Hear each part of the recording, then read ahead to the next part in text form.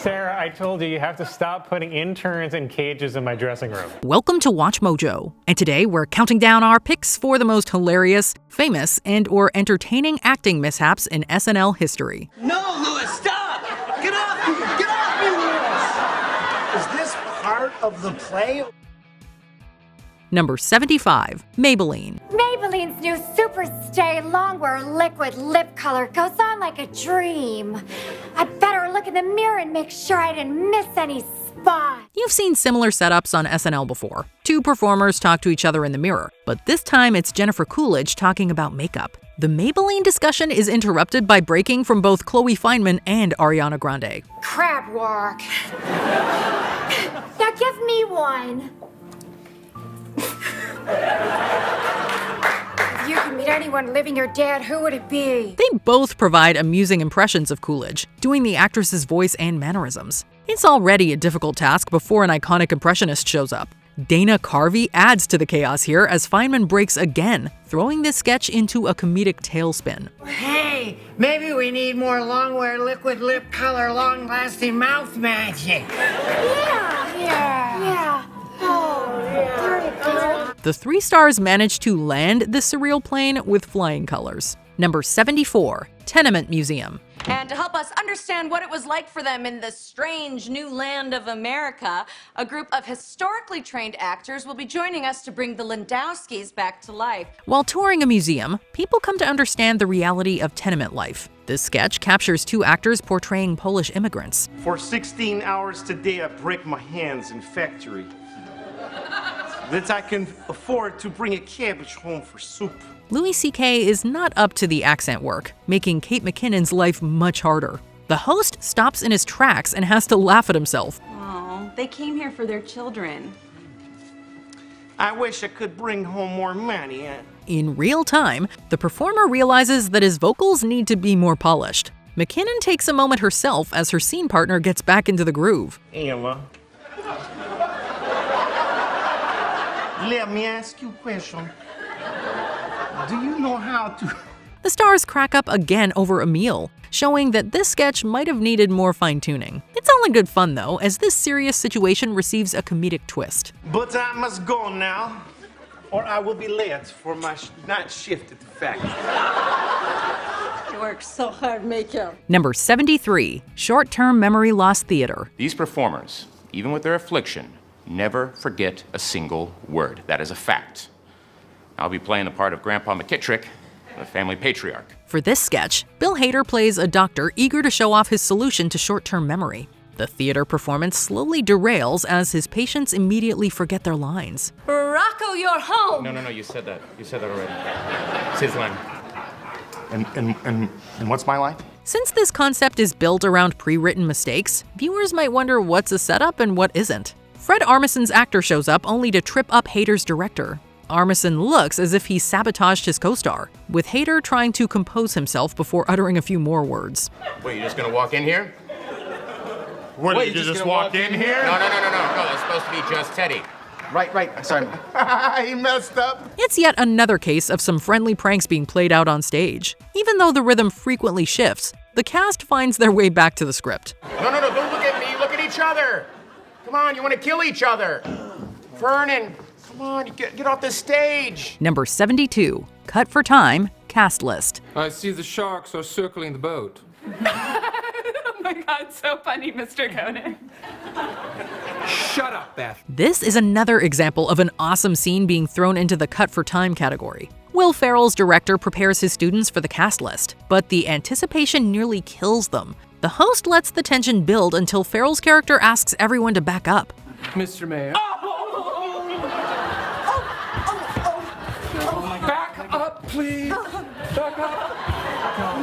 This leads to more than a few breaks, with Adie Bryant having to cover her mouth. Other cast members like Mikey Day also shield themselves from the camera. Not long afterwards, Kenan Thompson shows up as the giggly ensemble tries to hold it together. I'm sorry.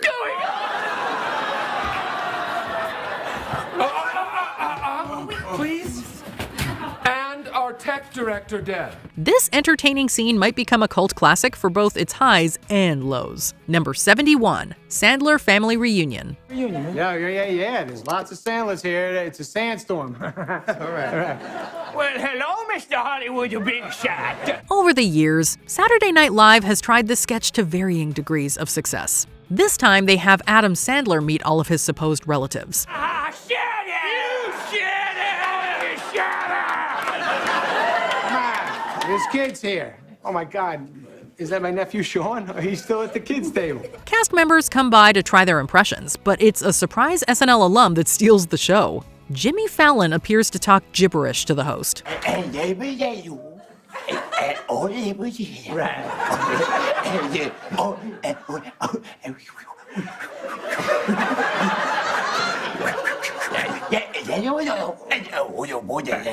This causes Sandler to laugh, with the comedian breaking character to enjoy Fallon's silly impersonation. It's a wacky twist for a sketch that might have gotten old without it. Well, how about I sing this Sandler family song I wrote 70 years ago? No. I don't want to. Nobody wants to hear it. I just want to. I wouldn't want to do that. That'd be great if I just. The performers look like they're enjoying themselves, with the Tonight Show host throwing off the Uncut Gem star. Number 70, VP Debate 2024 Cold Open. With the 2024 election, SNL pulled out all the stops for another political season. I don't know the answer, so I'm going to just say the word fundamental a bunch.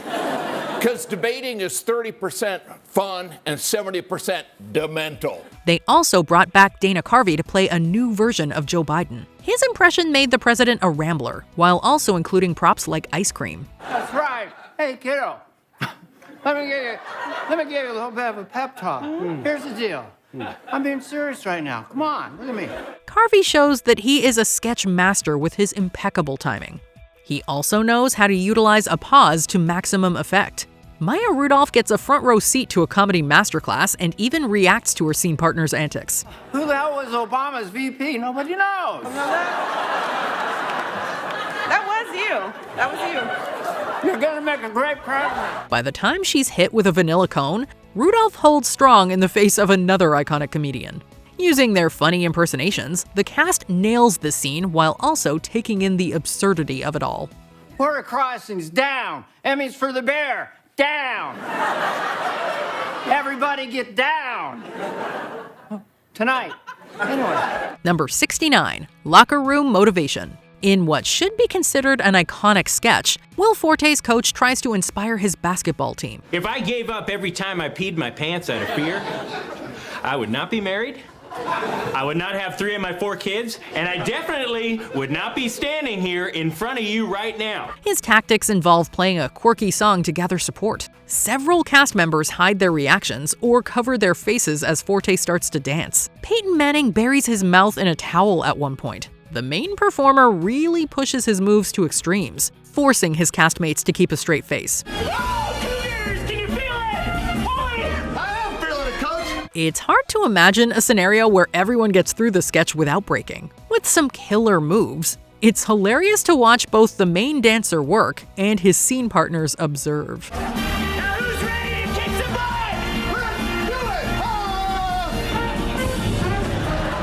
Number 68, Professor Morton's Mistake. I don't see what's so funny. Hello, my name is Professor Shabazz K. Morton. This sketch encapsulates the star power of Eddie Murphy in a few minutes. As Professor Shabazz K. Morton, he delivers a monologue to the camera about Black history. He messes up a line early, only to bite back at an audience call-out. A black man named George Washington Carver developed a new method of soil improvement through crop rotation.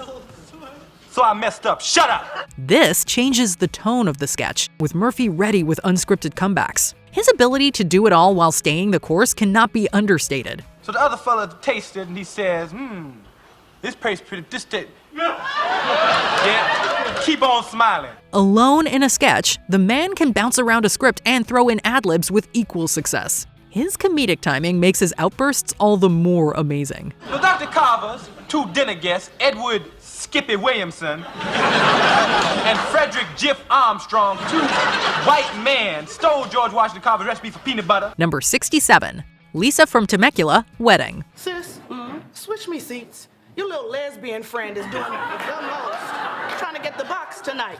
It ain't happening, boo. This independent woman appeared in several sketches, but always found a way to excite the performers around her. Ego Wodom's Lisa turns a wedding reception into her own venting session. Lisa, it's so nice to meet you. Yeah, that's cute, but my box is closed tonight. I'm sorry, what? The character ruins the event by tossing a salad and complaining. Wodom is on fire once again, setting off her co-stars like Bo and Yang with her outbursts. Well, it's smoked. Smoked? Pink as it is, look like a fruit roll-up. The breaks don't end after a smoked salmon reference either. Host Ana de Armas giggles as the main character rustles the table, trying to use her napkin to strategic effect. And she better not have one dry leaf in that damn bowl. Toast my salad. It speaks to Wodom's talents that she can consistently make her fellow stars laugh. Number 66, Iranian film. Following the release of Argo, SNL did a follow-up sketch featuring Fred Armisen's impression of the Iranian president. Tonight on HBO First Look, it's the new Iranian film, Ben Go Yourself, starring Mahmoud Ahmadinejad as Ben Affleck. The premise follows Mahmoud Ahmadinejad's response to the Oscar-winning film with a snarky parody. Ben Affleck even plays himself and appears as a sound man, but then laughs at Armisen's Boston accent and satirical lines. Okay, I'm gonna do the next scene shirtless because I love my body. You understand me, bro? You understand me, bro? Yes. The host looks amused to be in such a self-referential script full of personal jabs. Not much long after that, Affleck breaks again after taking aim at his failures like Gigli. Well, to be honest, I've long been looking to appear in a movie worse than Gigli. The actor takes it all in stride while also playing into his sometimes controversial career. Number 65, Matt Foley, scaring kids straight in prison. Give it up for my man, Matt Foley! How do you do this, Sean? It's only fitting that Matt Foley came back many times to motivate the youth of America and beyond. This time around, the speaker talks to kids at a prison. I better begin by telling you a little bit about myself. I'm 35 years old. I am thrice divorced, and I wish to dear God that I was living in a van down by the river. His words might sound familiar to fans of the original sketch with a few notable changes. With a larger audience of co-stars, Chris Farley looks ready to make the gang laugh. He zeroes in on Adam Sandler and makes the Happy Gilmore star break. You're pretty funny. Let me rephrase that. That's funny, and you're purty. While the other scene partners look ready to burst at various points, few can hold a candle to Sandler's reaction. It's among the more blatant slip-ups and an entertaining follow-up to a legendary sketch. Number 64, Erin Brockovich. Hey, who the hell is making all that damn noise? Hey, sorry, I was working on my bike. I'm George, just moved in next door. Surprising nobody, Ryan Gosling had a hard time staying in character here. The script calls for a parody of the Julia Roberts film Erin Brockovich. 2 is how many times I've been married and divorced, and with all the numbers I gave you, I'm guessing 0 is the number of times I'll be hearing from you, George. Gosling takes on the role of the sensitive biker guy, but not before turning the tables on the lead character. His speech is as ridiculous and quippy as one might imagine. You, the answer my mama gave me. K, but my dad texts back after I say I love you. The Barbie star has to contend with some funny dialogue, but there's also a reference to the show Friends. He breaks his way through plenty of rom-com lines that'll have you in stitches. To top things off, the host and co-star Chloe Fineman have to deal with Kenan Thompson's climactic appearance. How's that for sound? It's good. It's really good. But you've convinced me. Number 63, Tiny Ass Bag. Does your big bag make you look like you're always coming home from sleepaway camp or serving in the army? Well, try Tiny Ass Bag. Wearing some great and unique outfits, the cast of this sketch truly sells the tiniest of bags. Marcelo Hernandez and Ego Wodom host a QVC parody with some special guests. Looking for a damn duffel? Go to Walmart, pig. This is Tiny Ass Bag. Adam Driver and Olivia Rodrigo make for unexpected salespeople. helping to throw off the viewer with some exaggerated delivery. Hernandez later breaks and catches himself before carrying on with the sales pitch. The tiny-ass hiking backpack, $25,650 plus tax, and that's it. Whether it's driver's performance or the overall concept, Hernandez clearly enjoys himself throughout the scene. The dramatic actor earns his comedy stripes and helps to crack up his co-star with his offbeat work. tinyassbag.com, the store. And that's all. Kevin! I mean, that's it. Number 62. Cut for Time. Coal Miners. He's already got the black lung. He ain't even 35. Hey, what was that, LeVar? He's 35, please. When Bill Hader came back to host in season 40, he came ready to be any number of odd characters. His role as LeVar ranks among his strangest and most intriguing roles. You would be too if you had his interest in problem. Wink, wink. What are you talking about, LeVar? Let's just say he has a floppy jalopy. The coal miner starts rumors on the job, but the performance quickly goes awry. Hader breaks along with his co-stars as some baby carrots spun a giggling fit. Now, do I need to pick at this little piece of coal over here right now? Because of Will. Where do you hear all of this stuff? It almost looks like the performers are processing it all in real time, realizing just how weirdly hilarious the idea can be. The former SNL cast member can't help but lose it after some comedic prop work and dodgy sound effects. I don't know him. Well, he said he really knows you, and he knows what you like. I don't know Rudy. Number 61. Henrietta and the Fugitive. This sketch looks like vintage Hollywood, but it's also got some silly elements. Have you seen anyone around here, Hen? We're looking for a fugitive. Who, me? Oh, I haven't seen a thing. All right. Big help, chicken. Ryan Gosling and A.D. Bryant play the most unlikely criminal duo. When Bryant tries to pull out a gun, Gosling has to adjust in order to help her. You lied about everything. You even said you didn't have a gun. Oh, what's this? Daggone it! The host loses it while trying to keep his cool. It's especially funny that this prop mistake happens during a tense moment. As the giggly guest pushes through, the impact of this throwback story changes for the better. No! You leave her out of this!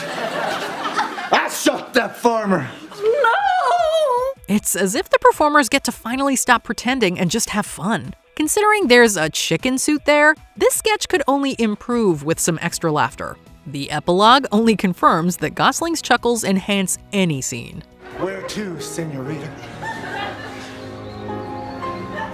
Barcelona! Number 60. Football Party. Oh, damn, that was holding! Yeah, call it back. Hell no, that's a touchdown, baby. Let's go for 2. All right, now we got a game on our hands. This seems like an ordinary party until Mom shows up. Dave Chappelle's character seems to have a close relationship with his mother, leading to an awkward encounter with some breast milk. Go ahead, baby, get in there. Ooh, that Cam Newton is something else. Leslie Jones holds back a laugh as Chappelle downs a shot. When the host gets his face all wet, Pete Davidson bites down on a cookie to stifle his laughter. Easy, Brandon, you getting a little toothy down there. Sorry about that, Mama. The performers let the sketch build before a sibling rivalry leads to more milk flying everywhere. As the splash zone increases, some co-stars like Davidson hide their reaction as they exit. I think it's time for us to head out. Thanks for having us. Thanks for having us. All right.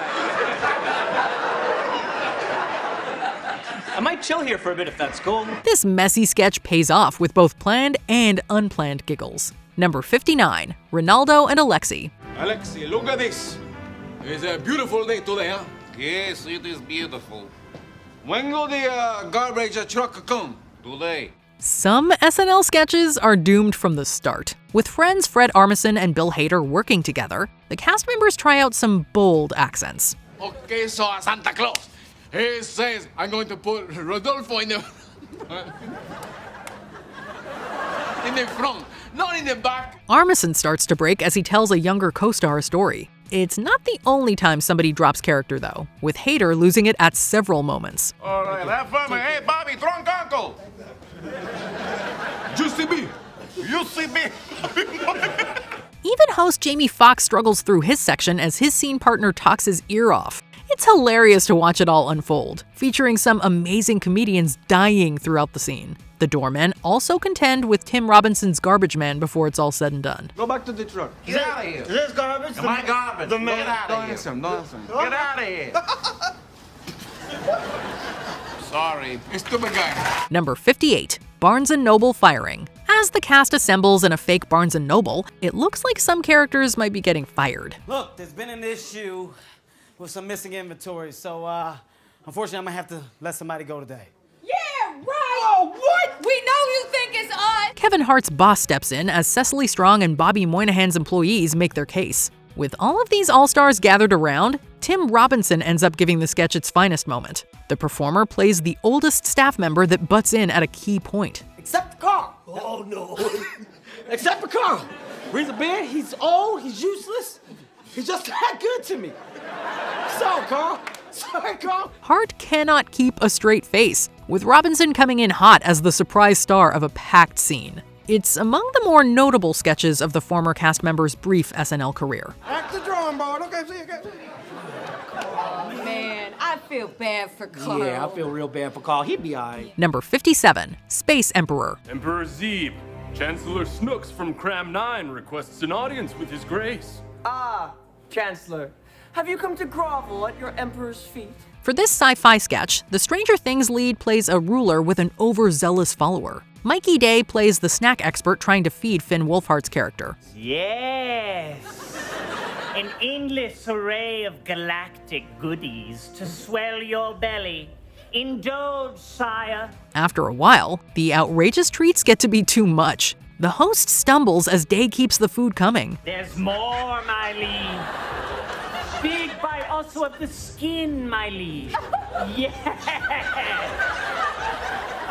You don't want more? Wolfhard tries to swallow all kinds of desserts, breaking as the smorgasbord continues. You can't help but feel for him as his co-star seems determined to hand over the whole menu.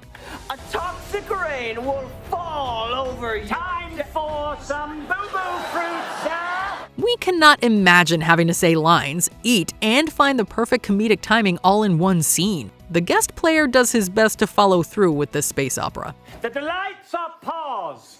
We are holding the delights. I ask you one last time, Chancellor. Will you colonize? Number 56. Baby hippo Moo Deng on Fame. It seems so long ago that this hippopotamus graced our phone screens. For the past 10 weeks, I've been going non-stop.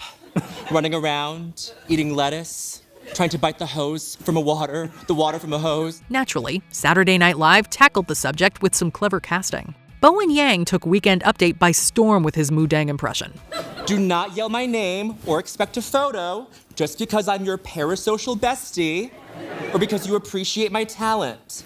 Your talent? What is your talent? Along with being sprayed with water, the character fends off fake attacks from people throwing fruit and shellfish. This prompts Colin Jost to defend the animal's honor. He raises his voice, but Yang takes a second to point out the noise increase. Hey! You leave Moo Deng alone. Wow. Thank you so much, Colin. Your voice got so loud. Jost's laugh brightens up an already unhinged sketch. It's fair to imagine that the writers and performers had loads of fun with this one. Number 55. Weekend Update. Field correspondent Sarah Sherman gives an SNL studio tour. Kick off the tour in our studio audience. It's been a great show tonight with lots of great Weekend Update jokes from Michael Che specifically. As a recurring part of Weekend Update, Sarah Sherman takes it upon herself to poke fun at Colin Jost. This sketch involves a tour into the anchor's dressing room. Sherman sets up several put-downs, then drops something by accident. Those are not mine. Those are not mine either. You clearly put those in there. Really? What's all this then?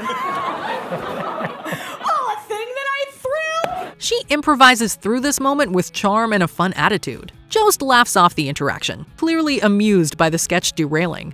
It's not uncommon to see one or both Update hosts giggling through an idea either. Yeah, that was a nude she was going to show, but she didn't have it.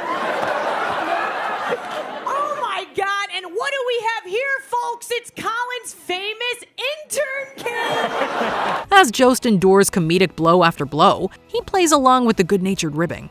It's a hilarious segment only made better by the freewheeling energy. Thanks, Sarah. This just in. Local panty sniffer Colin Jost wants to silence Sarah Sherman in his ongoing quest to take down Jewish women. Back to you, Colin. Number 54. Breaking into the Central Park Zoo polar bear cage. Dude, look at this polar bear cage. Hey, you think I can swim the little moat both ways before the bear eats me? $5 says you can't. All right. Read 'em and weep, my friend. Many notable cast members crammed into this sketch, playing a group of guys jumping into a polar bear cage. The focus shifts to their petty arguments and some clumsy high fives. Norm Macdonald and Chris Farley go the distance, but not without flubbing lines. Farley breaks as his scene partner mispronounces a word. Who do you think's stupid? A guy jumps into a polar cage? Or the fella people like to call Mr. Dictionary? Considering how much fake blood flies around, you're surprised the cracks don't happen much earlier. McDonald later drops character as his co-star tries out a much sillier voice. And on that highly successful burn, I'm going into the polar bear cage and get myself some wallets so I can get some beer money. Adios. Even with the mishaps, this feels like a piece of SNL history with so many heavy hitters on board. Number 53, Expedition. We are 3 of the actors from the show Lewis & Clark. That's right, I'm playing Lewis. My name is David Paul. I relate to Lewis on so many levels. In this unlikely presentation, 3 actors make a history lesson awkward. Things start off strong with Fred Armisen, Cecily Strong, and Kyle Mooney getting into their roles. Where are you taking us, Sacagawea? We've been going now for what seems like days. We go up, more, up mountain. Eventually, they start to use their desk during their Lewis and Clark play. Mooney and Armisen hop on the desk, but Strong is the one that breaks. Look my eyes while he lay on you. No! Pretended me. Listen to her. She has ancient wisdom. It's true. Her role as Sacagawea really forces her to work through a wild script. With 2 performers on top of each other, you would expect someone to break at some point. Everyone embraces the goofiness of this premise, and the climax features some memorable chuckles. Let's take it home, fellas. Okay, take your pants off, Clark. Fine, just no kissing. Of course not. I stay here. Jordan, are you crying as hard as I am? Number 52, Aquarium Repairmen. Don't worry, ma'am, you're in good hands. Where's the tank? It's over here, guys. Whoa, what are these, piranhas? No, they're goldfish. When 2 mechanics show up to a house, they only make things worse. They're supposed to help fix the aquarium and eventually flee the scene. Oh my God, the fish! What? You killed the fish! What did you, all your wisecracks, you killed the fish, guys! The most entertaining part comes next, with Jimmy Fallon and Horatio Sands starting to break. Their characters talk to Fred Armisen's psychiatrist until Sands buckles under the jokes. It was bound to happen considering the constant commentary from the lead performers. When the topic of films comes up, the director Federico Fellini becomes a sort of punchline. We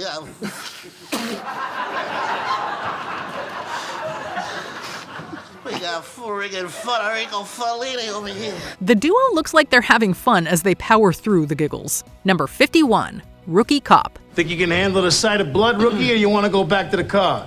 I can handle it. I'm all right. I gotta tell you, it's pretty gruesome. Worst I've seen in 20 years. Near the end of 1994, the cast assembled for one of the show's most sickening sketches. Host Alec Baldwin plays a cop, with Jay Moore as the rookie. They examine a crime scene, but everyone keeps throwing up. You too, Jerome? No, it's him. Whenever I see somebody vomit, it makes me vomit. Well, what do we got here? The hose that's feeding their fake vomit keeps misfiring, turning on either too quickly or too late. Adam Sandler and David Spade have a heck of a time trying to time their upchucks. Moore looks ready to laugh at any moment as more and more people come by to lose it. Hey, here comes the coroner. How you doing, Doc? All right, what do we got here, Tom? Gunshot, Doc. Pretty bad. Well, I've seen 1,000 of these. Looks pretty normal to me. By the end, Kevin Nealon also struggles with his own throw-up as his dry heaves look to be unexpected. Number 50, Trauma Support Group. My thing makes his thing sound like an episode of Sesame Street. What's that, Samuel? Forget it. I've just been through stuff, okay? Somehow, Bill Burr's group leader is not the most startling part of the sketch. While the host and his wig are a highlight, the most entertaining moment comes from Bowen Yang's character. His tough guy ruins the meeting, eats all the donuts, and can't stand the others. You can't smoke in here, Samuel. Fine, I'll just take a donut then. Okay. Yang is deep into this aggro role until he puts a cigarette out on Ashley Padilla's leg. The latter actress reacts accordingly, but it seems to startle her co-star into a laugh. Both performers end up having to recover after the loud break in the action. If you're not paying attention, this shocking turn will certainly wake you up. And I've just been staring at it for hours. Would you just shut up already? Number 49, Church on Vacation.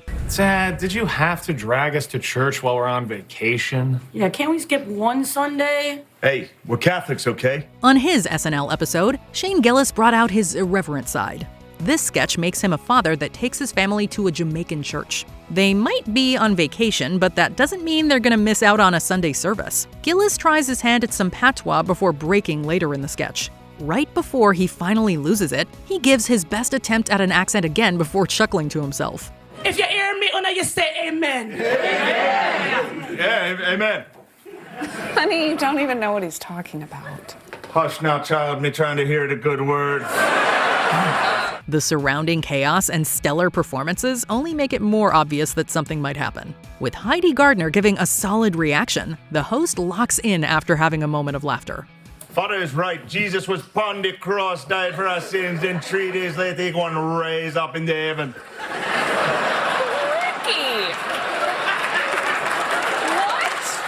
What are you saying? Number 48, One-Uppers. Hey, guys, I'm sorry I'm late. Oh my gosh, Angie! I haven't seen you in so long. At a dinner between friends, Jack Black's guest arrives to do some not-so-humble brags. These are all accompanied by a signature look and bird screech. The reactions are lovably dumb, but they only ratchet up in intensity as Bowen joins the scene. Hey, by the way, Eddie, where did you get your sweater? Oh, I thrifted it.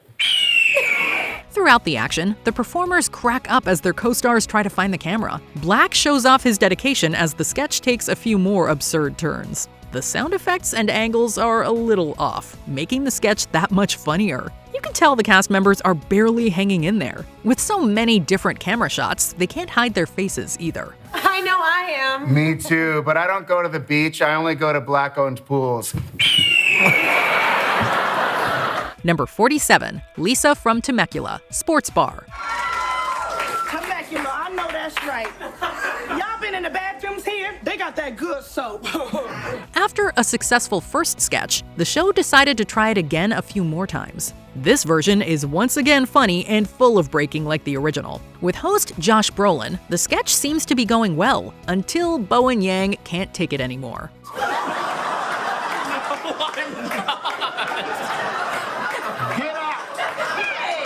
There are already some small cracks before the entire comedy dam bursts. Ego Wodom's lines and enunciation start a domino effect with Yang. It's already such a goofy sketch, but the giggling only makes it all the more memorable. You can always count on someone laughing when Lisa from Temecula shows up.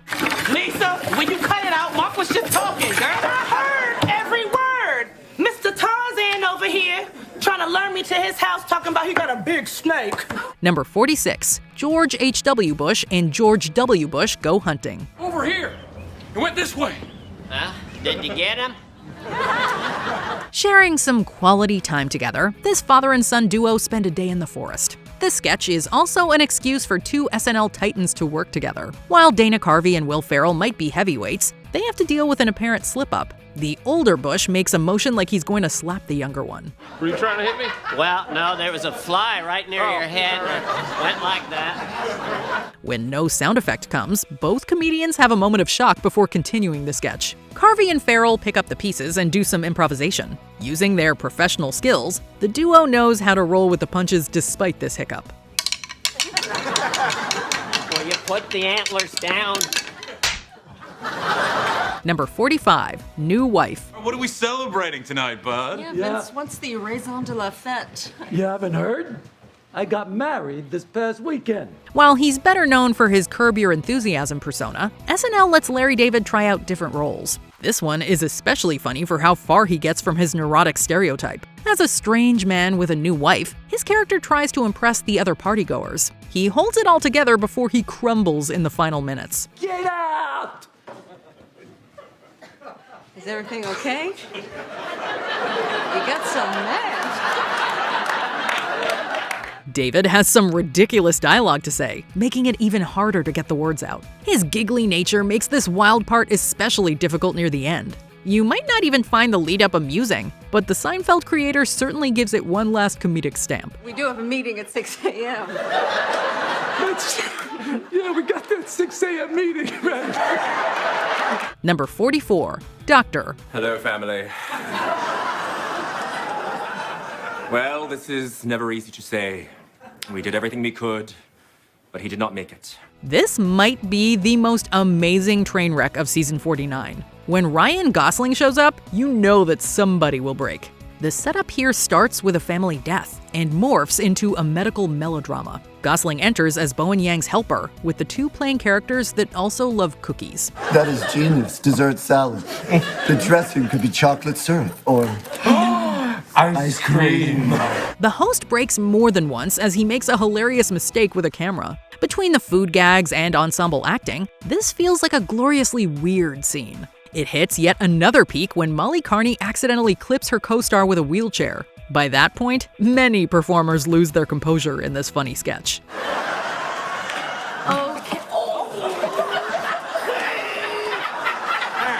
Okay, here he is. Number 43, Diner Lobster. Did you two order yet? No. Did you two carve gang signs into the baby changing station? Yeah. All right, what do you want to eat? When John Mulaney hosted SNL, he starred in this wonderful idea about a questionable dish. Pete Davidson's character orders the Diner Lobster and draws some strong reactions. After the customer doubles down, the restaurant decides to start a tribute to Les Miserables. All right, everyone, the time has come. We've got an order here for one lobster. It's an incredible number that's so unexpected, over the top, and funny. Davidson cannot help but laugh at the sight of everything. To be fair, we are all him watching this unfold. The actor cannot hold back his reaction as pure joy washes over his face. With that kind of infectious happiness, the sketch only builds from there. I thought that there was an unspoken rule that lobster in a diner's never cool. Number 42, Apple Picking Ad. Hello.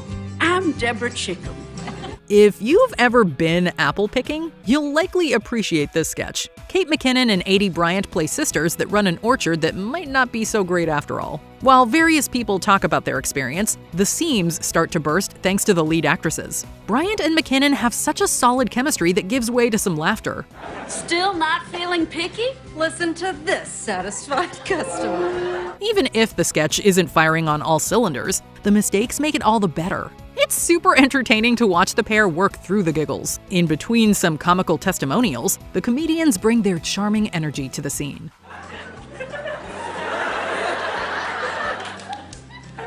You also have a petting zoo. Number 41, Uncle Ben. Thank you all for being here. In this sketch, SNL takes a look at changes in corporate marketing. Dave Chappelle introduces a scene where executives fire mascots like Aunt Jemima. I'm sorry, but it's just not working out. We have to let you go. But I'm Aunt Jemima. The comedian plays the spokesman for Allstate, but he immediately laughs before his line. He also has to contend with his modulated voice. If we can't work, how come the Allstate guy gets to work?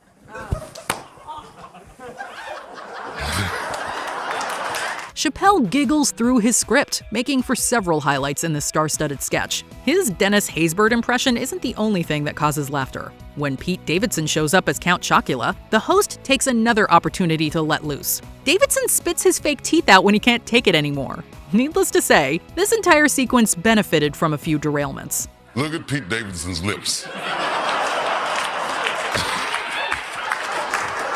Number 40, the Barry Gibb Talk Show 2024 election. Tonight, Barry's guest star. In every version of this sketch, the concept seems to expand in silly ways. Jimmy Fallon goes all out as the Bee Gees leader, while Justin Timberlake plays the sibling co-host. The singer almost breaks at a few points, but then he and his co-star have to introduce Dakota Johnson's character. So Joanne Carducci. Joanne Carducci. The sketch involves so many intricate bits and musical numbers that you cannot believe it works at all. Just short of complete disaster, Timberlake giggles through the lyrics before Johnson breaks as well. Fallon stays laser-focused while his scene partners hang on for dear life.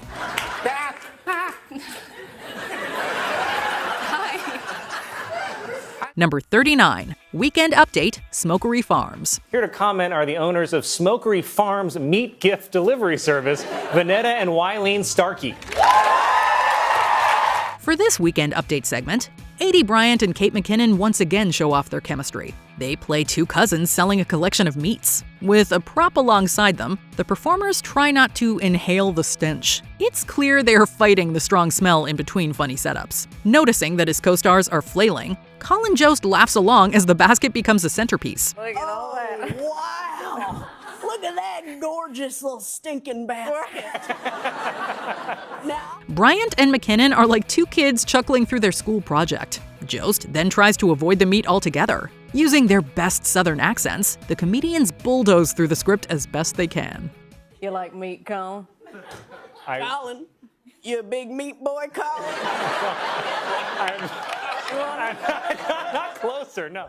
Number 38, Chris Farley as Bennett Brower. Tonight, Weekend Update is happy to welcome back with another commentary, Bennett Brower. Bennett, what do you got going? How are you, Kevin? Good to see you. Known for his physical roles, Chris Farley is among the best SNL performers that could make anything funny. This premise lets him use his hands and do excessive air quotes. Farley eventually receives a boost, with wires hoisting him into the air. The sketch takes a detour as the performer gets stuck. I'm flying! I'm flying! I'm flying! Holy shnikes, the update! With crew members shuffling around, Weekend Update host Kevin Nealon steps in to help. The lead comedian takes the moment in stride and makes a few jokes at his own expense. As Nealon laughs through the mishap, his co-star eventually soars into the air in a triumphant save.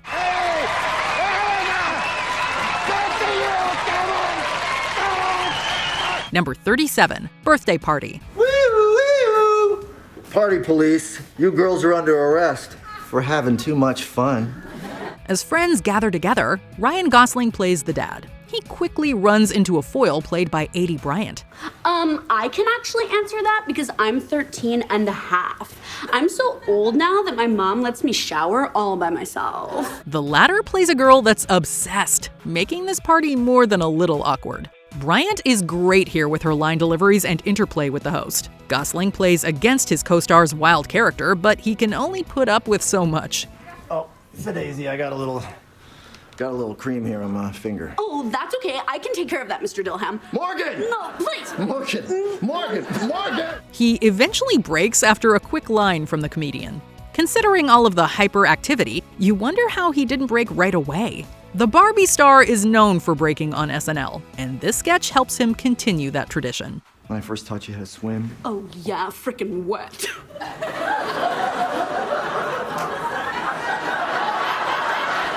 Number 36, Pepper Boy. Come here. You see what I do that time with the pepper? You see what I do with the pepper? Yes, Senor Marco. When Dana Carvey returned to host, he showed that he still had his sketch comedy skills. He becomes a waiter alongside Adam Sandler. In this Italian restaurant, Pepper is king. The two performers also have to utilize some outrageous accents. Going from table to table, the employees ramp up their antics with each passing customer. Let's get it back over here. Remember to say when. Let's get behind here.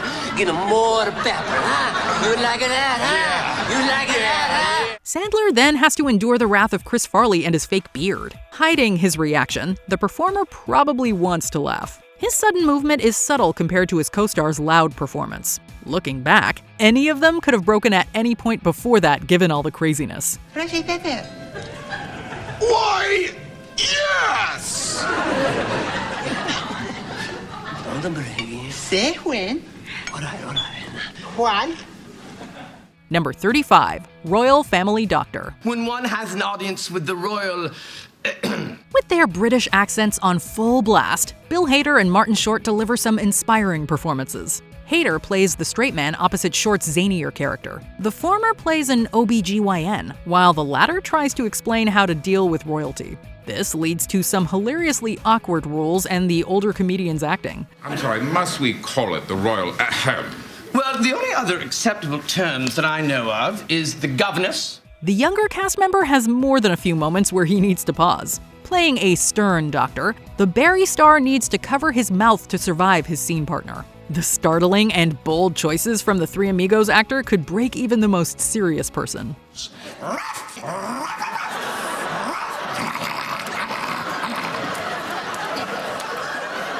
Number 34, the sensitive drill sergeant. What the hell's name is going on here? This ain't no garden party. You're lucky I don't take you pukes out in the middle of the base and stomp your asses into the ground. Do you understand me? Yes, sir! You've seen this kind of setup before. The drill sergeant intimidates his trainees with relentless insults. For the SNL version, Will Ferrell plays the military leader that's working through his emotions. He also makes his presence known by ignoring personal space. Ferrell's character focuses on David Spade's cadet, using his hat to hammer the point home. Regardless of my sexual orientation, sir, I believe I can show you how communication can help a relationship. This causes the host to break as he endures his co-star. Spade might be a Saturday Night Live veteran, but even the most experienced players would have a tough time here. The entertaining scene builds to a funny crescendo as the hat brim becomes a comedic weapon. And just how do you propose to do this, Private Candy Ass? By making an honest connection. Number 33, cut for time, Gus Chiggins' Old Prospector. Old Prospector. Yes? I never, did get your name. Gus Chiggins. Not every sketch makes it to the live show, but some live on as a legend. Thankfully for audiences, this sketch survives online. Will Ferrell's character is so ridiculous that he tears through most of the cast. The soldiers don't understand why an old prospector might be joining them on a mission. The group gets separated. Where's the rendezvous point? Oh! That's easy. Top of Old Boot Hill. Just follow the dry creek bed. As Jimmy Fallon and company try to say their lines, they fumble through as Ferrell digs into the role and accent. The ensemble is in stitches before too long. As a completely random idea, this weird sketch gives the actors and audiences plenty to laugh about. I'm just afraid that with all of his pots and pans banging around, the old prospector's gonna compromise that. Why don't you just worry about yourself and leave the prospecting up to old Gus Chiggins? Number 32, Zagat's with Hank and Beverly Gelfand. Anniversary. Hello, and welcome to Zagat's. I'm Bev Gelfand, and this is my husband, Hank. It's a simple setup that puts two friends together in costume. Chris Farley and Adam Sandler play a married couple, looking through a guidebook for their anniversary. The husband can barely take it as the wife rambles on about restaurants. Farley moves close to Sandler, using his best expressions to badger his co-star. Oh, hear that, Hank?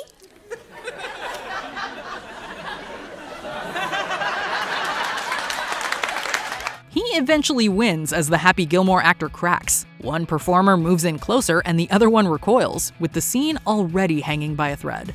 It ultimately looks as if they're both trying to break each other. When Sandler tears up the book, he looks into his scene partner's eyes and creates another fun slip-up.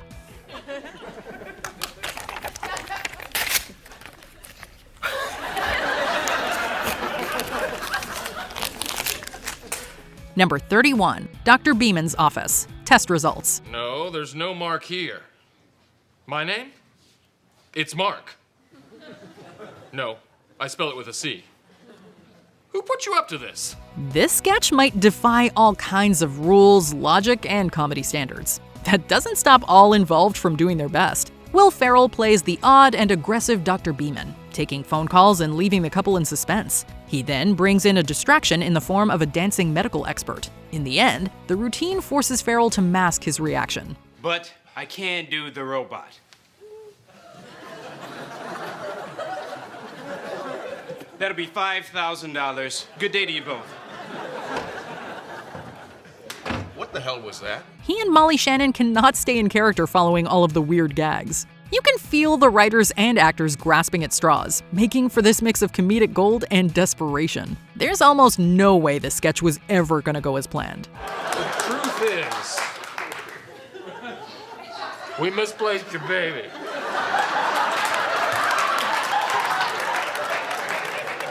Number 30, gift wrap. Oh, yeah, she's gonna have the best Christmas of her flippin' life. I hope so. She's pretty special. Oh, I know she will, sir. That is my Christmas guarantee. Oh, ow. Oh, sure. Are you okay? Yeah, just a little paper cut. This might not be the first SNL sketch with lots of blood, but few ever go this wrong.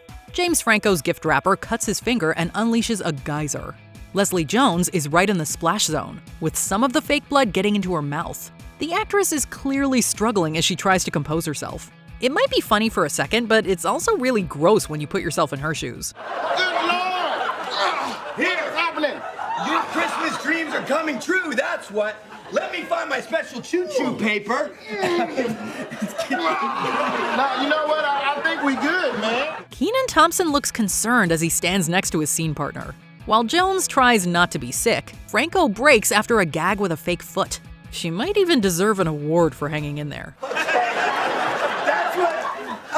That's what she said! Number 29, Beavis and Butt-Head. Host Ryan Gosling certainly likes to break, or at least he can't seem to help it. Look, they even sitting like they do on the show. You two really don't know that you look like Beavis and Butt-Head. This translates to yet another modern classic from the evil geniuses at SNL. The show puts Gosling and Mikey Day in makeup as the cartoon characters Beavis and Butt-Head. This sends Heidi Gardner into a laughing fit before some of her co-stars follow suit. The host also loses it, with the sketch taking a few pauses so performers can collect themselves.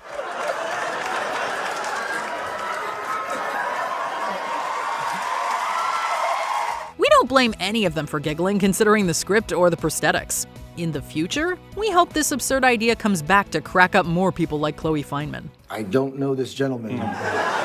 You don't know each other? No. Hi, I'm Dean. Chef, nice to meet you. Nice to meet you too. Number 28, Maine Justice with Jamie Foxx. Take a seat right here, right now, okay? All right, here we go. I'm about to serve up a heaping spoonful of Maine Justice, you hear? Considering the circumstances, this sketch wasn't going to play out any other way. Jason Sudeikis plays a judge in Maine with a southern accent. It's already crazy before the trial gets going, confusing audiences with its funny details. Okay, all right, okay. All of my courtroom, all of my, y'all shut your butts. That's right. Sudeikis' character then issues a punishment for Bobby Moynihan that breaks Jamie Foxx's bailiff. With the lead performer adding in a kiss, he forces Fox to hide his face. Bare, lily white butt across the swamp to put out that ass fire.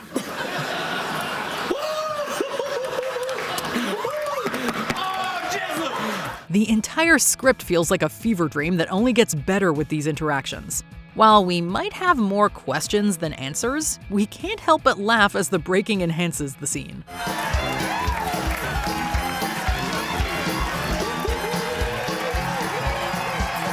Number 27, another close encounter.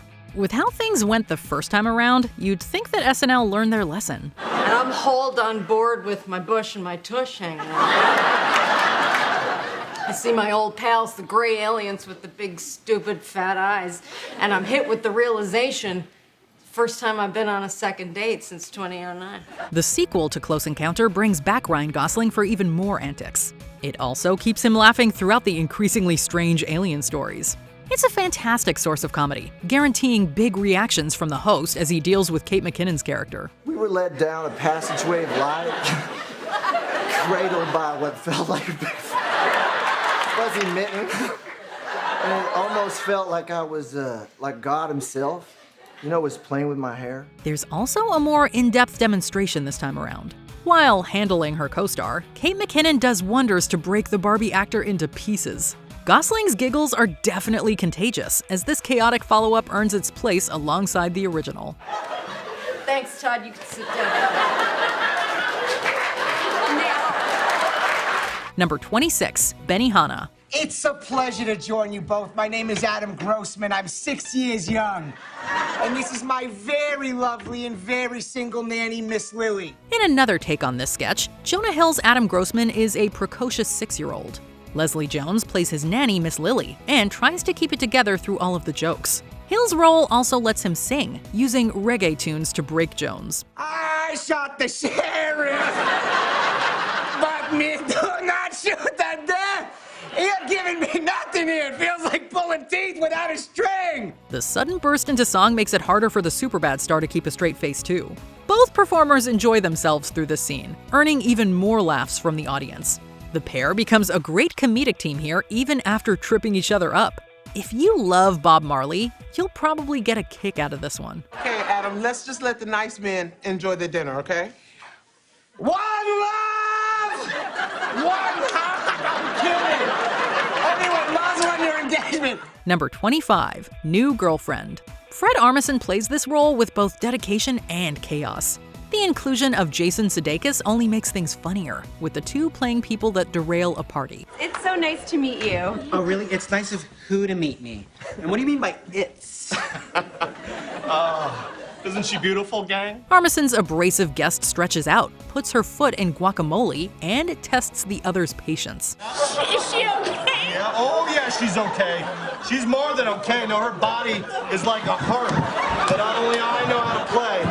And only my touch is what she responds to. Oh, yeah, there it is. It also causes the former cast member to drop his act. Not only that, the likes of Vanessa Bayer can't contain herself at one point. Is there any more food? I need to get something down my throat to fight what is coming up. Yeah, here, babe.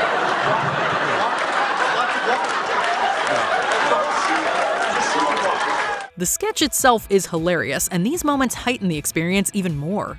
By the end, A.D. Bryant also breaks as the ensemble and props are pushed to the limit. Number 24, Hollywood Dish with Scarlett Johansson. Johansson, look at you! Sexy, sexy, sexy. More like Scarlett Johansson. Good nickname. If you pair up Kristen Wiig and Bill Hader, you'll make any sketch better. This scene also shows that the two can break like the best of them. Both performers play interviewers, asking all kinds of awkward and invasive questions to Scarlett Johansson. This culminates with a slushy drink gag that might shock you. Wiig knows it's coming and still struggles through her lines, with Hader completely broken next to her. I just don't watch a lot of reality television, so.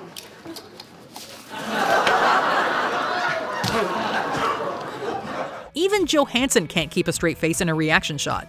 There's a fair chance that anybody would laugh under the same conditions. Despite all these setbacks, this sketch remains one of the funniest of its era.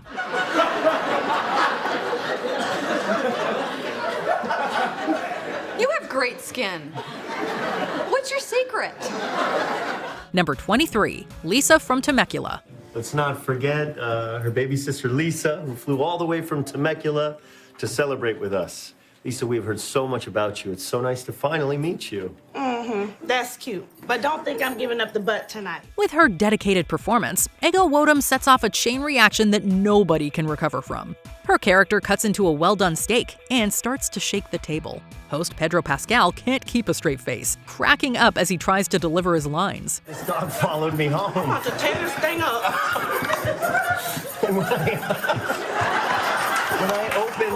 When I opened the door, he just sprinted inside. So now I'm That man ain't give me no ketchup. He isn't the only one desperate to stay focused either. Wodum pushes through in an outrageous sketch, leading to some more funny reactions. Even Bowen Yang can't control himself, falling apart as the scene builds to an entertaining climax. Hey everyone, just want to check in on you. Is everything going all right? We've been getting some complaints. Oh, 'cause we black? Through it all, the cast looks like they're genuinely having fun. We over here minding our business. I'm just making sure everything's okay. Actually, everything is not okay. Number 22, The Barry Gibb Talk Show, Bee Gees Singers. Tonight, Barry's guests are former California recall candidate Ariana Huffington, Discussing politics Lieutenant Governor Cruz Bustamante, and the issues of the day. In many versions of this sketch, Jimmy Fallon and Justin Timberlake have carried on a musical tradition. They play Barry and Robin Gibb in this ridiculous talk show. Fallon takes over with his lively accent, sending his collaborator for a loop. Robin, do you have anything to add? Nah. No, I don't. Nothing at all.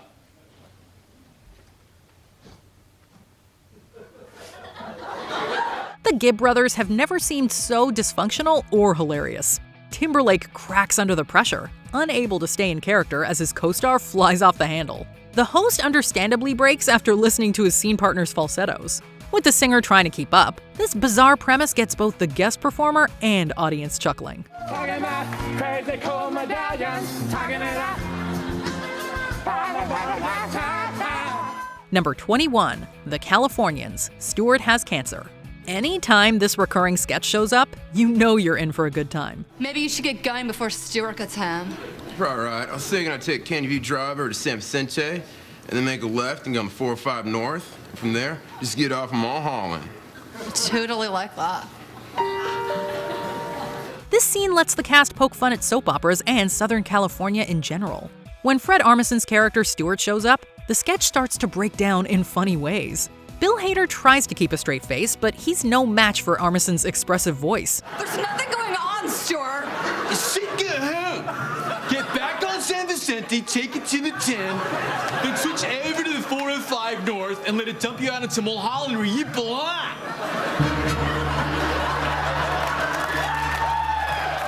You can see Hader hanging on for dear life as his co-stars keep pushing forward. Even the best SNL performers lose control, with Kristen Wiig almost cracking up during a later moment. Everyone manages to finish strong as the dramatic revelations and directions keep going. When you see the Zanko chicken on the left, turn right. Take Venice and follow it all the way down. Then you're in Marina Del Rey. Karina? How do you know so much about Marina Del Rey?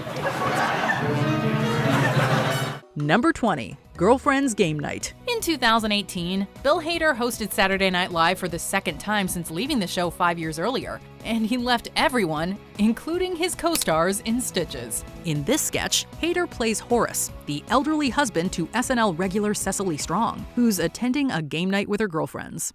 It's here. Let's go. It's revealed that Horace has just popped a Cialis, causing Strong to hop on his lap as the pill only lasts a couple of minutes. Hader proceeds to use his vehicular prop to great comedic effect, ultimately causing everyone involved to break character.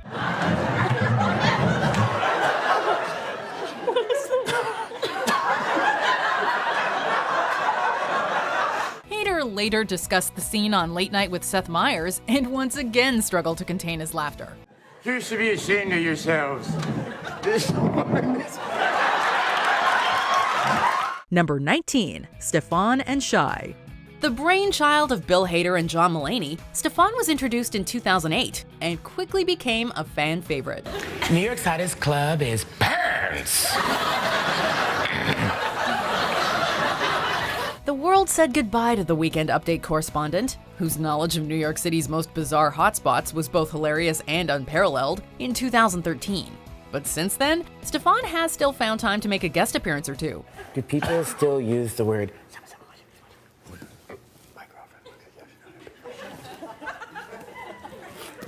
Thank you, Sean. In 2018, Stefon resurfaced, along with his lawyer Shy, played by Mulaney, and wasted no time getting everyone to crack up, including Hader and Update hosts Colin Jost and Michael Che. Hader laughs throughout the entire sketch, leading us to believe he was reading the script for the first time. How else do you explain it? And he whispered in my ear to make me laugh. He said, my girlfriend, because my girlfriend works at Yoshinoya Beef Bowl. Number 18, Simon's Dreidel backed with Menorah in the Window. These two iconic characters have made numerous appearances over the years. Hey! Hi! Thank you. Hi. Everything okay, guys? Now we just, Played to perfection by Fred Armisen and Kristen Wiig, Garth and Kat are a songwriting team that just can't find time to rehearse their songs. Mountains, the mountains, the mountains, the mountains, the mountains, the mountains. In fact, to get into character, Wiig and Armisen never rehearsed their performances, something Wiig called, quote, freeing and fun. Perhaps that's why both actors regularly burst into fits of laughter during sketches, as neither knew what to expect from the other. Watching Wiig try and keep up as Armisen just wings a performance is truly amazing. It's no wonder they couldn't keep it together.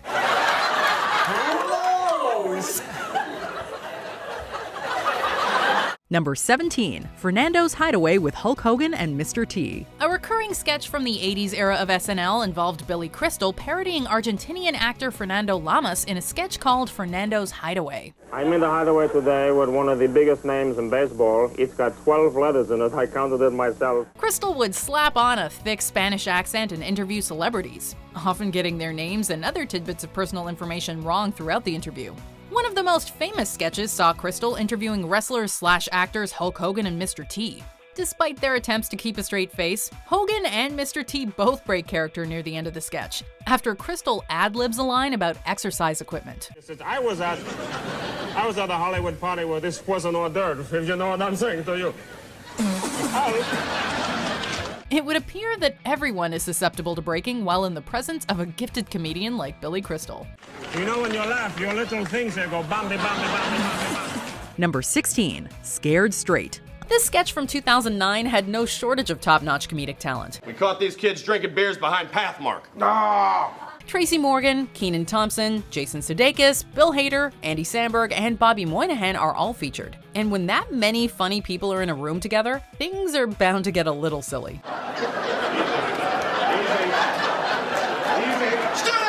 The sketch saw Morgan and Thompson playing convicts attempting to scare a trio of kids who are arrested for underage drinking. The only problem? They keep using the plots of popular movies to describe prison. All right.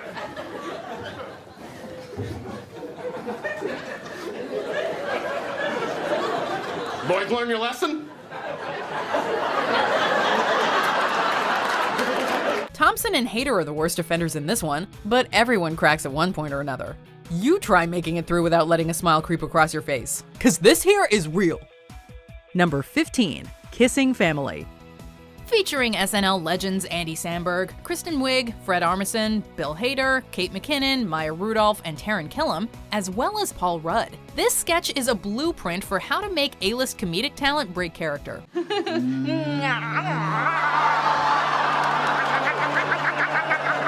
The Kissing Family is a recurring skit that involves an outsider being introduced to an overly affectionate family. In this instance, the outsider is played by Killam, and he is justifiably shocked to learn that his boyfriend's family kisses each other on the lips, among other things, with zero regard for anyone else's feelings. Matt's right.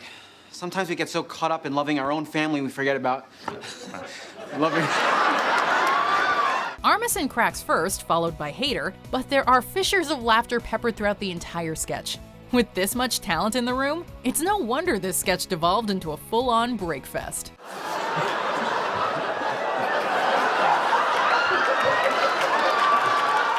Number 14, Family Feud Celebrity Edition, NBC versus CBS. As longtime friends and collaborators, it isn't exactly surprising to learn that Justin Timberlake does a mean Jimmy Fallon impression. So great, celebrities playing games, nothing better, so fun. Am I right, man? He got to bust it out during a 2013 appearance on SNL during a game of Celebrity Family Feud. And guess who was also playing? Jimmy Fallon. Jimmy Parsons, are you kidding me? That is how it's done, my man. He's so great, am I right? Fallon, who is infamous for his inability to keep it together during sketches, was playing The Big Bang Theory's Jim Parsons. The two celebs went toe-to-toe right off the bat, and immediately had to turn away from the camera to hide their laughter. So many great answers. So many. They're so great. So great, my man. But Steve. Later, Timberlake's impression was so accurate, it caused Fallon to duck behind his podium, struck by a serious case of the giggles. So great, it's classic Fallon. Number 13, Frankenstein's Monster Cracks Up. The late, great Phil Hartman was a fixture on Saturday Night Live between 1986 and 1994. In that time, he portrayed a slew of iconic characters, not the least of which was his hilarious impression of Frankenstein's monster. Tonto? Bread good, Kimosabi. In this sketch, Frankenstein's monster, Tarzan, and Tonto are being asked what they think about things like fire and bread. This naturally leads to some hilarious responses from the three famously poor speakers.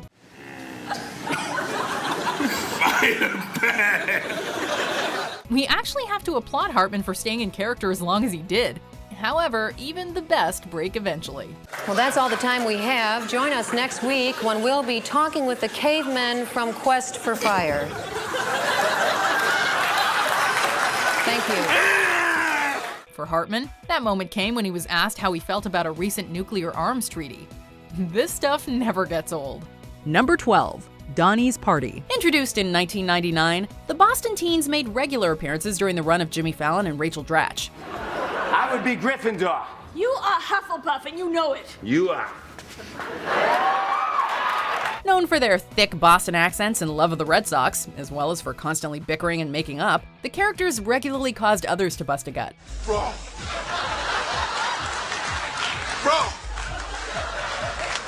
One of the most infamous cases involved Boston boy Ben Affleck, who simply could not contain his laughter while at a party with the Boston Teens.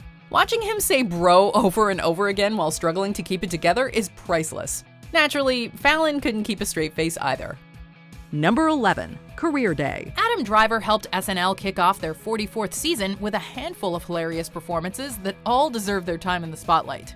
However, this list is about actors breaking character, so we'll focus on just one: Career Day. Look at your father, boy. Look upon your father with pride.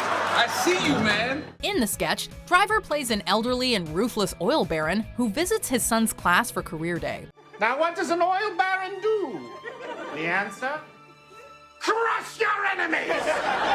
Grind their bones into dirt! Pete Davidson plays the son, and boy is he ever put through the ringer. Driver delivers a blistering performance, causing Davidson to break character on multiple occasions, including the first time he's addressed. I have licked you into chickens! I crushed you into the ground! From there, it's all downhill for the young actor, as Driver never once falters in his performance. Dad, come on! Number 10. Close Encounter. It was clear from the first minute of this sketch that host Ryan Gosling was not going to make it through without breaking character. I came to and saw a beautiful being made of like a beautiful calming light. Yeah, same here. That being touched my head, I felt every emotion in its purest form. After being abducted by aliens, Kate McKinnon, Cecily Strong, and Gosling each recount their experience with the extraterrestrials. I started peeing and one of the gray aliens slapped the wall and pointed at the bowl. So I got the hint, I kind of walked over the bowl, peed in it. Yes, I see. However, McKinnon's version differs wildly from the other two. So much so, in fact, that Gosling was basically stifling a laugh for the entire sketch. Strong, Bobby Moynihan, and A.D. Bryant all eventually broke, and even McKinnon had to repress a laugh at one point. Number 9. Super Showcase Spokesmodels. Kristen Wiig and Maya Rudolph took a forgettable game show sketch and elevated it to new heights with their hilarious fake European accents. Show Deborah what was in her showcase. Bad news, Deborah. You didn't win his and hers matching luggage by luggage guy. But it's not luggage guy luggage. It's just a bunch of luggage from someplace. The two SNL alumni play off each other beautifully, though that means as soon as one breaks character, the other isn't far behind. You love golf. You love the next prize. You didn't win. Things start to spiral out of control when the two women roll up in a golf cart. While Wiig immediately catches a case of the giggles, Rudolph manages to stay in character a little longer. You'll be a real swinger with these. It's the best matching golf clubs by Golf Club Guy.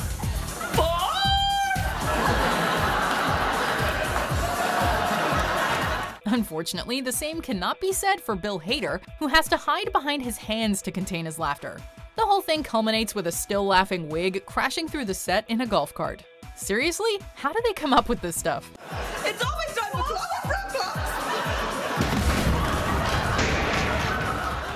Number 8. The Lovas with Barbara and Dave. Surprise, surprise. A sketch featuring Will Ferrell and Jimmy Fallon ended in multiple people breaking character. Barbara, what brings you to the prestigious Welsh Arms?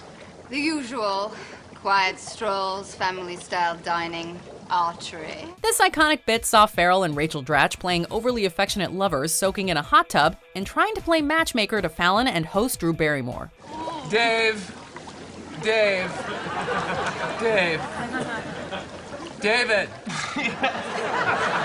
Well, as you can probably glean from Ferrell's ridiculous costume, it didn't take long before everybody was on the verge of a full-on meltdown. Barbara Hernandez is the top female archer in the Northeast Division. That's unbelievable. Tack on the fact that Ferrell later admitted that the goal was to, quote, make Jimmy Fallon laugh, and you have the recipe for a sketch that's guaranteed to have multiple broken characters. Need more proof that Farrell is a character-breaking machine? Check out his short shorts for the USA clip. You are welcome. I guess what it all comes down to is that the angle of my dangle is inversely proportional to the heat of my meat, right? Number 7. Right to extreme stupidity. In this iconic sketch, SNL legend Gilda Radner and host Candice Bergen prove that breaking character is as easy as flubbing a single line of dialogue. You're not too bright, are you, Fern? I mean, whatever your name was. The slip-up occurs when Bergen accidentally refers to Radner as Fern, which is actually the name of Bergen's character. While Bergen attempts to rectify her mistake, Radner uses her trademark wit to destroy her, quipping, We all can't be brainy like Fern here. At this point, all pretense of finishing the sketch as planned has gone out the window, as both women are dying of laughter. Extremely stupid people are discriminated against all the time. And I should know, and so should Fern, because we are. It's moments like this that make SNL so much fun to watch. Number 6. Debbie Downer, Disney World. Debbie Downer is one of the funniest characters in SNL's prestigious repertoire. Brilliantly brought to life by Rachel Dratch, Debbie can instantly transform any situation into a total bummer. For the other characters, that is. Roy of Siegfried and Roy. He was attacked by his own tiger and suffered devastating injuries.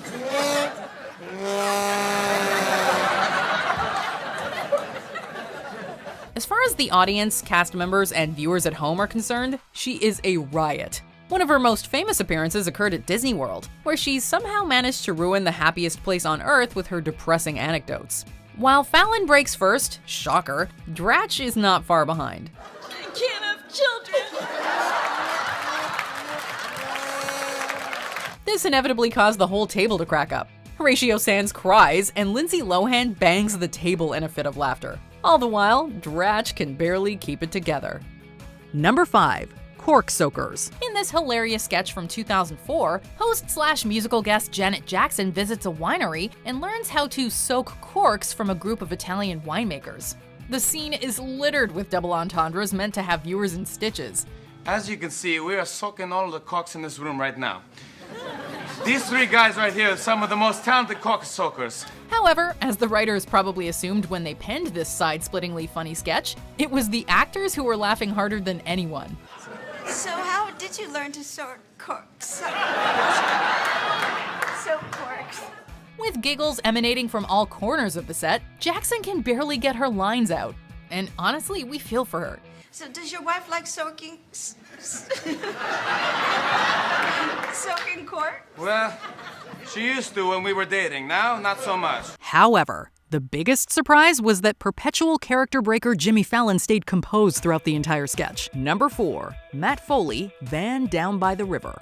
Few comedians are as revered as the late, great Chris Farley. He could make anyone break with his unique brand of physical humor, and often did. I am 35 years old, I am divorced, and I live in a van down by the river. While he has a slew of iconic SNL characters, you'd be hard-pressed to put any of them above Matt Foley, motivational speaker. Brian, from what I've heard, you're using your paper not for writing, but for rolling doobies. In the character's first Saturday Night Live appearance, Farley managed to break host Christina Applegate and SNL regular David Spade in seconds with his over-the-top performance, which included hoisting Spade into the air and warning the teens about ending up like him. He broke everyone else the moment he screamed, I'm sick and tired of living in a van down by the river. Number 3. Jeffries. In this 2001 sketch, host Sean Hayes joined Jimmy Fallon and Will Ferrell in their Jeffries sketch, which sees the three men playing retail workers at a high-end clothing store. Yeah, look, we don't carry diesel. We work at Jeffries. We read Italian Vogue. It's our deal. The gag involves them being extremely rude and condescending to customers who they deem unstylish. True to form, Fallon is laughing before the skit even begins. This is a genuine Looney Tunes jacket.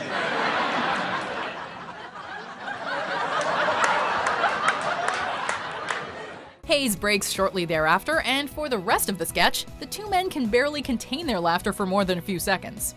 Once Will Ferrell appears on a motorized wheelchair, this sketch is over and done with. We're going to the Dolce & Gabbana show. How fast can you have your bags packed for Milan? I've got my Jack Spade bag packed already. Oddly enough, this isn't the first time a clothing-based sketch involving Horatio Sanz and Jimmy Fallon devolved into one giant character break session. We give you the Leatherman. Always treat the customers with... Makes no sense, really. Number 2. More Cowbell. Featuring vets like Will Ferrell, Jimmy Fallon, Chris Kattan, Chris Parnell, and Horatio Sanz, not to mention the indomitable Christopher Walken, More Cowbell is the stuff of sketch comedy legend, and was so the second it began to air. Are you sure that was sounding okay? I'll be honest, fellas, it was sounding great, but I could have used a little more cowbell. The cast plays Blue Oyster Cult, while guest Walken portrays record producer Bruce Dickinson, a man who has a fever for more cowbell. Watching Ferrell gesticulate all over the room in a shirt that is way, way, way too small is absolutely side-splitting. I'd be doing myself a disservice and every member of this band if I didn't perform the hell out of this. Walken breaks, Kattan breaks, Sands breaks, Fallon breaks, even Ferrell breaks. In the pantheon of SNL's worst or best character breaks, this one takes the cake, or as the case may be, the cowbell. Before we continue, be sure to subscribe to our channel and ring the bell to get notified about our latest videos. You have the option to be notified for occasional videos or all of them. If you're on your phone, make sure you go into your settings and switch on notifications. Number 1. Stefan on Halloween. You all knew Stefan would be back at number 1. In this all-time moment, fan favorite Stefon stops by Weekend Update to advise partygoers on where to find some not-so-family fun on Halloween. Located in an abandoned white fish factory in Little Israel. Bill Hader breaks character numerous times, something he'd replicate in an autumn-themed appearance a couple of years later. Needless to say, this place has everything. Skunks, K-fobs, Cookie Crisp, Dan Cortez. As one YouTube commenter points out, it makes you wonder whether Hader developed Stefan's signature hand-over-mouth quirk as a way to hide his constant giggling. Well, they have a Jewish Dracula. Oh, what's his name? Sidney Applebaum. Throughout the clip, Hader finds himself unable to speak, overcome by laughter. And while Seth Meyers does his best to remain composed, he is far from invincible when it comes to keeping a straight face. You know you've come up with comedic gold when Hader is crying tears of laughter. Enjoy, folks. Did we forget another hilarious slip-up from SNL history? Let us know in the comments below.